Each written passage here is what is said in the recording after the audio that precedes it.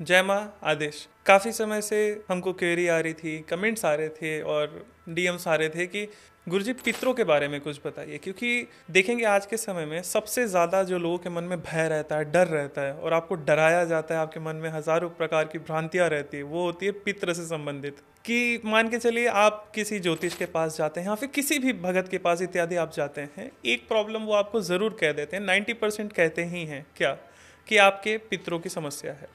आप कोई जाप करा लीजिए, त्रिपिंडी करा लीजिए, गया चल जाइए, इत्यादि इत्यादि, लेकिन आपको रिजल्ट नहीं मिल रहा है यदि किसी एस्ट्रोलॉजर ने बोल दिया या फिर आपने स्वयं की कुंडली देख रखी है। क्योंकि ज्योतिष के अनुसार भी जब हम देखते हैं तो अगर आपके कुंडली में पितृ दोष है तो फिर आपको ना कुंडली के आप कितने ही उपाय करा लो, उसका रिजल्ट नहीं मिल पाता। जो आपकी उम्मीद होती है कि ये काम हो जाएगा, नहीं हो पाता। बेसिकली देखते हैं कि ना प्रॉब्लम क्या होती है जब पितरों की समस्या होती है तब हमारे लाइफ में।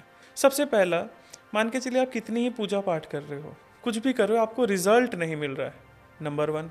दूसरा, मान के चलिए ब्लैक मैजिक, एविल आई जैसी एंटिटीज या फिर नकारात्मक ऊर्जा, नज़र बाधा इत्यादि ये चीज़ें आपके ऊपर जल्दी अटैक कर देती हैं। ठीक है, क्योंकि पितर आपके गार्जियन होते हैं। अगर आपके पितर पूर्ण रूप से बलवान हैं, आपकी वो रक्षा करने लग जाते हैं। फिर पितरों का स्थान बेसिकली आपका जो मेन गेट होता है घर का, वहाँ पर होता है।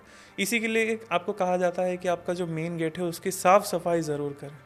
आज इस कल्चर का थोड़ा सा कह सकते हैं लोप होते जा रहा है। फिर भी देखेंगे साउथ इंडिया में लोग दहलीज की सफाई करना, रंगोलियाँ डालना, हल्दी कुमकुम इत्यादि लगाकर साफ सफाई करना बड़ा ही अच्छा ये उपाय होता है, या फिर कहीं हमारे कल्चर का ये हिस्सा है, तो ये ज़रूर ज़रूर करना चाहिए।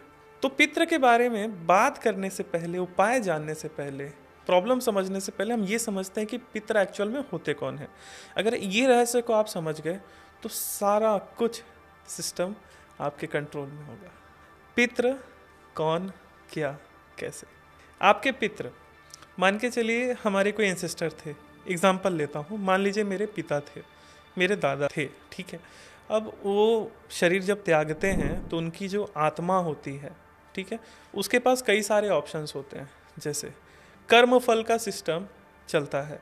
मान के चलिए अगर कोई व्यक्ति पुण्य कर्म करता है तो उसको उसके बदले में सुख मिलता है, कोई बुरे कर्म करता है तो बदले में उसको दुख मिलता है।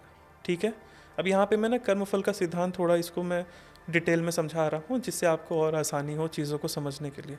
मान के चले किसी व्यक्ति ने अपने जीवन में 7 प्रकार के पुण्य कर्म किए हैं और 3 प्रकार के बुरे कर्म किए हैं। तो हमारा शरीर 3 हिस्सों में बटा हुआ है। पहला स्थूल शरीर जो हम देख पा रहे हैं, ठीक है, फिजिकल बॉडी। दूसरा होता है सूक्ष्म शरीर जिसमें हमारा मन इत्यादि आता है, जिसको ही हम सोल कह लें, आत्मा कह लें। हमारे गुण होते हैं उसमें कि कैसा स्वभाव है। तीसरा होता है कारक शरीर, ये सबसे इंपॉर्टेंट है। कारक शरीर में आपका जो कर्म फल है वो स्टोर किया जाता है। It's a kind of memory. मान के चलिए आप जैसा कर्म कर रहे हो उसका आपको रिजल्ट मिलता है। तो जैसे जो एग्जांपल हम लेके चल रहे हैं कि 7 आपने पुण्य कर्म किए, 3 आपने बुरे कर्म किए, तो ये जो 7 है पुण्य कर्मों का, इसका रिजल्ट आपको मिलेगा सुख, 3 का आपको मिलेगा दुख। आपस में क्लैश नहीं होता है ये, ठीक है, प्लस माइनस नहीं होगा कि 7 - 3, नहीं नहीं।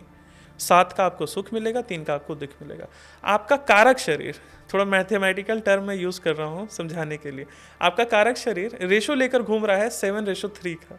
अब आफ्टर जब व्यक्ति शरीर छोड़ता है तब उसका जो जीव है वो ना 7:3 का एक गर्भ ढूंढते रहता है।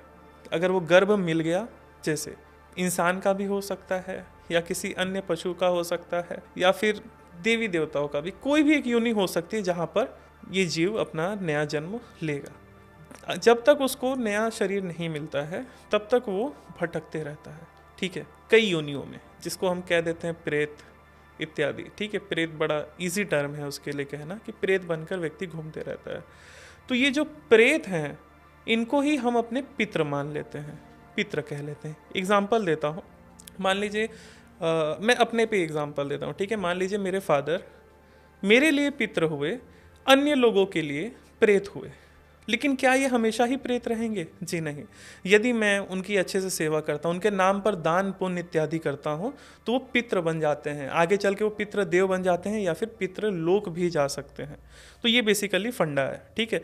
अब समझते हैं उपाय क्या कर सकते हैं, कैसे पितरों से कनेक्शन बनाएं, ठीक है।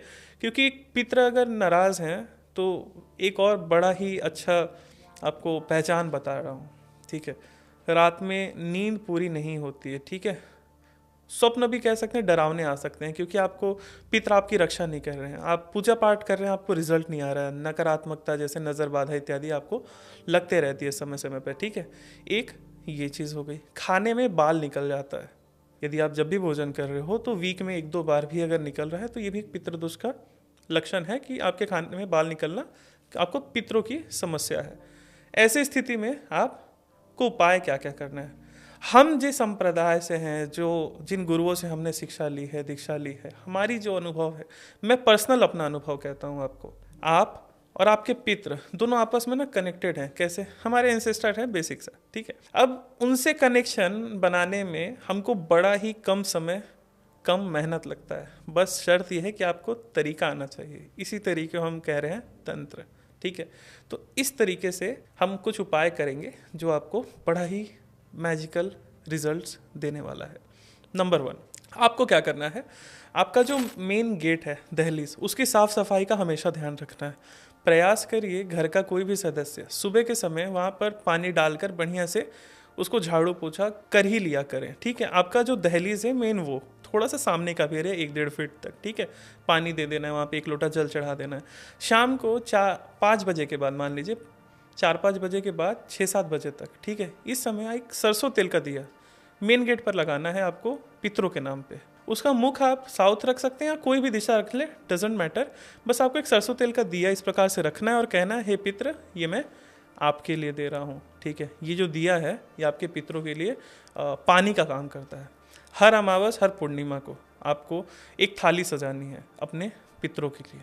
आपके जो भी पितर हैं उनको जो भोजन करना पसंद था, जो भी पसंद था, आप वो थाली सजाइए, साउथ फेस करिए, सारे सफ़ेद कपड़े पहनिए, आप एक सफ़ेद आसन पर खुद बैठिए। पितरों का आवाहन करना है। कैसे करना है? हाथ में आप सिंपल चावल लेंगे, पानी लेंगे, दिया और अगरबत्ती आप जला देंगे। पहले हाथ में चावल पानी लेंगे और आप बोलेंगे कि मैं अपने पितरों का आवाहन कर रहा हूँ। संकल्प लेते हैं पहले, ठीक है। मेरे पितृ स्वयं तृप्त हों और मुझे भी तृप्त करें, मुझ पर अपनी कृपा करें, और जो भी आपकी मनोकामना आप इस संकल्प में बोल सकते हो। बस उस चावल पानी को सामने रख देना है। देन क्या करना है, वापस से चावल पानी हाथ में लेंगे और आप बोलेंगे कि हे मेरे पितृ, जो भी आपके पितृ हैं आप उनका नाम ले सकते हो, ठीक है। हे मेरे पितृ, मैं आपका आह्वान कर रहा हूँ, कृपया आप यहाँ आए और मेरी पूजा स्वीकार करें। सामने एक पात्र रखें जिसमें आप चावल रख रहे हैं, उसमें रख दीजिए। आपके पितृ आ गए, बस। अब आपको क्या करना है, वो थाली जो भोजन की आपने तैयार कर रखी है उसको सामने रखना है, एक गिलास जल रख देना है और हाथ जोड़कर प्रे करना है कि हे मेरे पितृ, आप ये भोग स्वीकार करें। हर अमावस, हर पूर्णिमा को अगर ये आप उपाय कर लिए, मैं गिनती से बता रहा हूँ, 5 से 6 बार अगर आपने भोग लगा दिया, रिजल्ट देखना, मतलब चमत्कार होना शुरू हो जाएगा। ये मैं बहुत विश्वास से कह रहा हूँ आपको, ठीक है। इसी के बाद एक और उपाय मैं आपको बताता हूँ, पहले इसको कंप्लीट कर लेते हैं। आपने भोग लगा दिया, पानी रख दिया, उसके बाद आपको क्या करना है, ओम श्री सर्वेभ्यो पितृभ्यो नमः। मैं रिपीट कर रहा हूँ, ओम श्री सर्वेभ्यो पितृभ्यो नमः, ओम श्री सर्वेभ्यो पितृभ्यो नमः। इस मंत्र का आप 1 माला जाप करिए, बहुत अच्छा रिजल्ट आएगा, ठीक है। आपको मानसिक शांति उसी समय मिलना शुरू कर देगी, ठीक है। उसी समय से आप एकदम शांत होने शुरू हो जाओगे, ठीक है। ये रेमेडी। फिर हाथ में आपको चावल पानी लेना है और आपको संकल्प छोड़ना है कि मैं जैसा भी, जिस सुविधा से मैंने आपकी पूजा करी है, मेरे पितृ आप संतुष्ट होइए, स्वयं तृप्त होइए, मुझे तृप्त करिए, आप बलवान होई है, मुझे बलवान बनाइए, धन दौलत ऐश्वर्य इत्यादि सारी चीज़ें मुझे प्रदान करिए। ये सब आपको बोलना है। इस पूजा का पूरा फल मुझे प्राप्त हो और इस पूजा को मैं अपने पितरों को समर्पित कर रहा हूँ, बस, ठीक है। ऐसा आपको बोल देना है। फल आपको मिलेगा और जो जाप आप है आप पितरों को दे दोगे, ठीक है। पितरों के लिए कर रहे हो, इसका मूल उद्देश्य ही होता है। फिर हाथ में वापस से चावल पानी लेकर के हम जो कहते हैं ना क्षमा प्रार्थना, आपको हाथ जोड़ना है, बोलना है, हे पित्र, आपको बुलाने में, आपको पूजने में किसी प्रकार की गलती हो गई है तो उसे क्षमा कर देना, बस। सामने चावल रख दे, हो गया क्षमा प्रार्थना, बस। ये हो गया आपको पूजा करने की विधि। आप जब भी हवन कर रहे हैं सिंपल, तो हवन में आप इसी मंत्र से हवन करेंगे, ओम श्री सर्वेभ्यो पितृभ्यो नमः, स्वाहा लगाकर आप हवन करते रहिए 1 महीना। बहुत ही चमत्कारी रिजल्ट्स आने लग जाते हैं। एक दो चीज़ और बताता हूँ उनके लिए।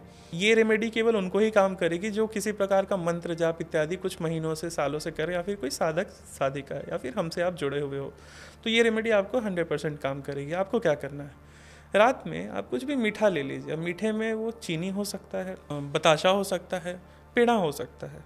अगर आप डायरेक्ट अपने पितरों से कनेक्शन बनाना चाहते हैं तो ठीक है, आप क्या करेंगे, एक प्लेट में वो मीठा रख देंगे, 3 या 5 आप अगरबत्ती जला दीजिए, सीधा सीधा 5 अगरबत्ती आप जला दीजिए पितरों के नाम पे। और ऐसे बस जहाँ पे आप सोने वाले हो बगल में आप रख दो कहीं पे ज़मीन पे, कटोरी में, डिस्पोजल में, और 5 अगरबत्ती जला दो। बोल देना कि हे पितर, आप मुझे स्वप्न में आइए और जो भी आप बात करना चाहते हो, जो भी आपके प्रश्न हो उसका जवाब दीजिए। 3 दिन प्रयोग करिए। 3 दिन में अगर बात नहीं हो रहा है स्वप्न में तो 5 दिन तक कंटिन्यू करिए, आराम से बात हो जाती है। और स्वयं आप अपने पितरों से पूछिए कि क्या समस्या है, मैं अपना पितृदोष कैसे ख़त्म करूं। पितृदोष मतलब समझ गए ना, पितर आपसे कुछ मांग रहे हैं। एक और बड़ा ही मज़ेदार चीज़ बता रहा हूँ। क्या होता है, मान के चलिए 2 भाई हैं, एक पूजा पाठ नहीं करता है लेकिन वो बड़ा सुखी है, एक जो पूजा पाठ करता है सारे पितृदोष इसको ही लगा हुआ है, सारी नकारात्मकता इसके साथ है। इसका रीज़न क्या है, मान के चलते हैं एक भाई है जो पूजा पाठ नहीं कर रहा है, तो उसके जो पितर है ना, उनको उससे उम्मीद भी नहीं होगी कि हमारी भी पूजा करेगा। दूसरा, वो जो पूजा पाठ कर रहा है तो उसके पितरों को उसी से उम्मीद होगी, उनके घर के देवताओं को उसी व्यक्ति से उम्मीद होगी कि ये हमारी पूजा करेगा, पाठ करेगा, सारा कुछ करेगा, तो ये उसके ही पास जाते हैं और सेवा ना मिलने पर नाराज़ हो जाते हैं। यही रीज़न होता है, ठीक है। तो बड़ा ही ईजी है, ये 2-3 चीज़ आप कंटिन्यू करिए, ठीक है। पितरों की पूजा, कुलदेवी की पूजा ज़रूर करिए।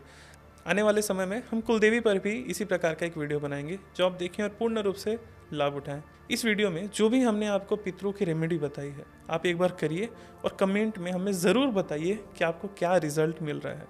अन्य किसी प्रकार का आपको प्रश्न हो तो आप हमें DM कर सकते हैं या फिर हमारी टीम से संपर्क कर सकते हैं। जय माँ महादेव आदेश।